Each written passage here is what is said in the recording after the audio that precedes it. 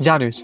Bu loyiha bizneslarni avtomatlashtirish hamda tizimlashtirish bilan shug'ullanadi. Qo'pol qilib tushuntiradigan bo'lsam, turli xil CRM tizimlar yoki bo'lmasam ERP sistemalar ustanovka qilish bilan shug'ullanadi. 3 oy ichida biz loyihaga nima qilib berdik va qanaqa natijalarga olib chiqdik. Umuman olganda loyihaga performance marketing resheniyasini taqdim qilganmiz.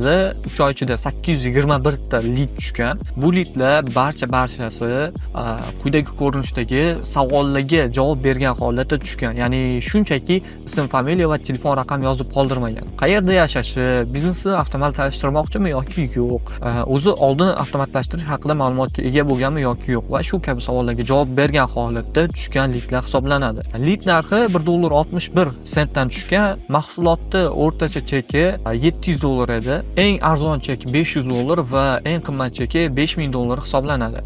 Ekraningizda ko'rib turgandek, biz loyihaning ijtimoiy tarmoqlardagi profilni shunchaki upakovka qilganmiz va asosiy fokusi performansga, ya'ni Instagram orqali yoki bo'lmasa Facebook orqali o'zimizning uslubimiz to'g'ridan to'g'ri odamlarga taklif qilib sotishga urg'u qaratganmiz va CGM ishlab chiqqanmiz. CGM qanaqa bo'lgan? CGMda reklamadan tushayotgan leadlar to'g'ridan to'g'ri ularni CRM kasiga tushgan va sotuv menejerlari ular bilan aloqaga chiqib lead kачествосini tekshirishgan va обработка qilishgan. Filtrdan o'tgan leadlar esa to'g'ridan to'g'ri konsultatsiyaga yozilgan va konsultatsiya davomida ularga sotuv amalga oshirilgan. Agarda siz ham IT kompaniya egasi bo'lsangiz yoki bo'lmasam aynan sotuv bo'limlarini avtomatlashtirish bilan, ya'ni CRM yoki bo'lmasam ERP sistemalar ustanovka qilish bilan shug'ullanadigan bo'lsangiz, bizga aloqaga chiqing, sizga bepul konsultatsiya tashkillashtirib beramiz va konsultatsiya davomida siz bilan marketing tilida ko'rilashamiz.